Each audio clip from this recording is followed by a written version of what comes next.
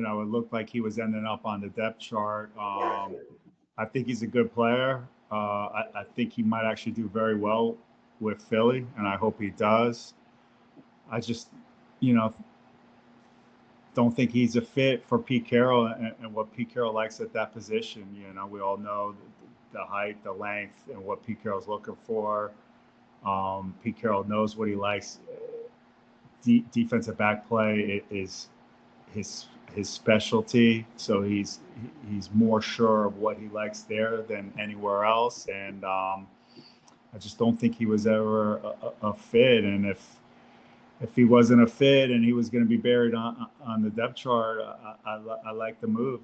Thomas Booker's a talented defensive lineman, and to me, you can never have enough depth at defensive line. So I think it makes a lot of sense in the end. Yeah, I think you said it right. He's a guy who is super talented. I don't think anybody's questioning that. If you were the league in at this point in the stage, people will say that Philadelphia got the better player.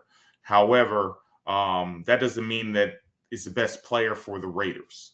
Jacorian Bennett probably it can be based on how he played last year. Can be a number two and maybe even a number one cornerback in this league in the right situation, but it wasn't going to be here in Vegas.